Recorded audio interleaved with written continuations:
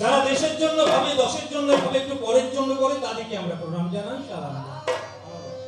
তবে যারা পরের দুঃখে দুঃখী, নিজে হয় না সুখী, যারা অপরের কাঁদনে চোখের জলে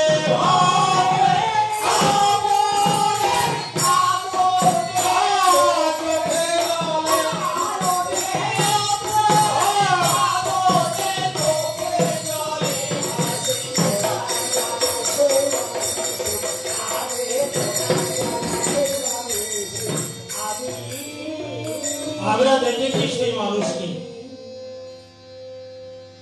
দেখেছি আমরা। বিনয়, বাদল, দীনেশ, ক্ষুদিরাম, প্রফুল্ল, চাকি, মাস্টার দাস, সূর্য সেন, বিজয়তা, ওয়েব দাদা, এরা দেশের জন্য প্রাণ দিয়েছে। এরা আমার বাড়ি হবে, আমার গাড়ি হবে, আমার বউ ভালো গয়না করবে, তার জন্য প্রাণ বিসর্জন দেয়নি না।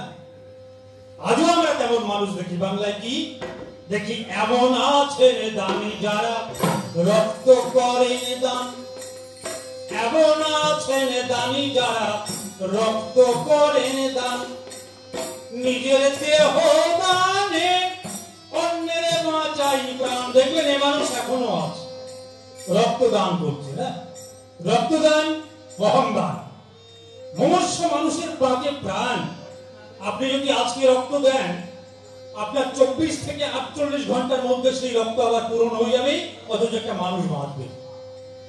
বয়স 18 থেকে 65 যদি হয়, ওজন অনন্য 45 কেজি হয়, বিশুদ্ধ রক্তের অধিকারী হলে তোমার রক্তে বাঁচবে প্রাণ। এ কথা দিও না বলে। কি বললাম? বয়স 18 থেকে 65 যদি হয়, ওজন অনন্য 45 কেজি হয়, বিশুদ্ধ রক্তের অধিকারী হলে তোমার রক্তে বাঁচবে প্রাণ।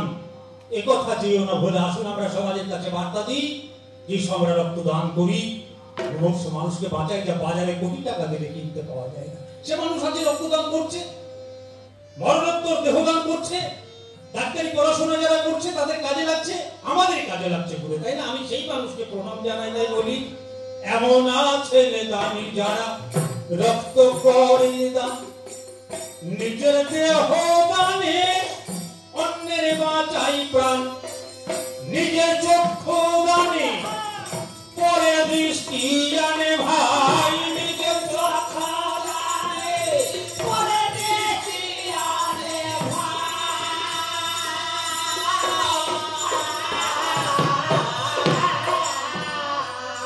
চক্ষুদান, মরণোত্তর চক্ষুদান। আপনি মরে যাওয়ার পরেই সুন্দর করে খবর দিলে পরে আপনার চোখ দুটো তুলে নিয়ে যাবে, একজন অন্ধ মানুষ দেখতে পারবে। চোখ দুটো আপনার সঙ্গে সঙ্গে নষ্ট না হয়ে যায়, চোখ দুটো বেঁচে থাক। তাই আমরা মানুষের কাছে আবেদন জানাই, আসুন না নিজের চক্ষু দানে পরে দৃষ্টি এনে ভাই, নিজের চক্ষু দানে পরে দৃষ্টি আনে ভাই।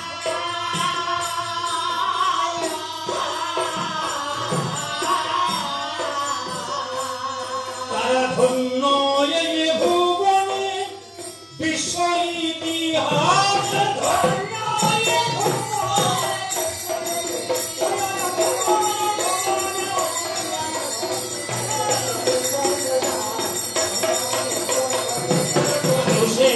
আমি প্রণাম জানাই।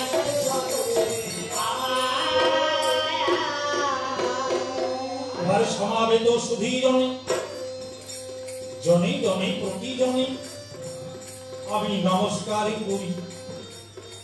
আমাদের যে বিষয়ে আলোচনা হয়ে গেছে ভাব সূচনা, সেই কথা এবে প্রকাশ করি। 1893 সাল, আজকের কথা না, 1893 সাল ঠিক আজকের দিনে একটা ঘটনা ঘটেছিল ওই আমেরিকার মাঝখানে।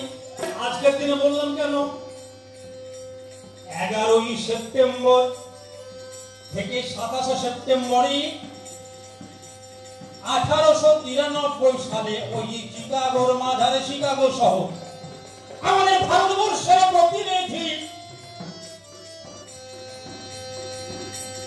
একজন সন্ন্যাসী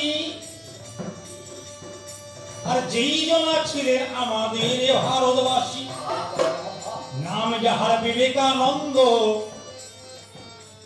সেইখানেতে যায়। ওগো ভারতবর্ষের প্রতিনিধি, মিথ্যা কথা নয়, হিন্দু ধর্মের প্রতিনিধি সেইখানেতে গেল। সেইখানেতে মহাবিশ্ব সম্মেলন হলো, গোটা বিশ্বের ধর্ম সম্মেলন সেটাই হয়। 3 মিনিট সময় পেল, মিথ্যা কথা নয়। 3 মিনিটের সেইখানেতে করে আহ্বান। আপনারা জানেন তাহা যত জ্ঞানী জন। প্রথম সম্ভাষণ কি? হে আমার আমেরিকাবাসী, আমার ভাই এবং আমার বোন।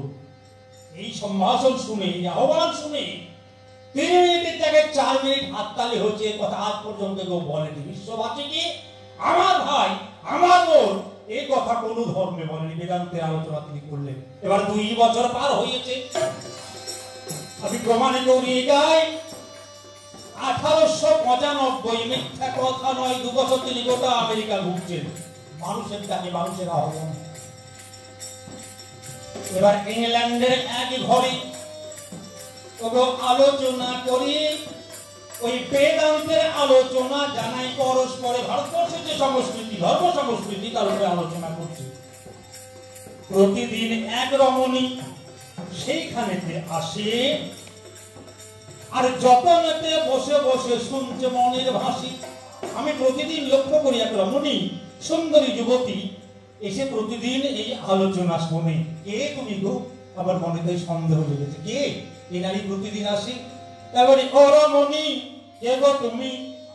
আমি তোমায় চিনি না। ও রমণী, কে গো? আমি তোমায় চিনি না। ও রমণী, কে গো? কে তুমি গো? এবার তুমি হও ভগিনী, বলো বলো তোমার কাহিনী।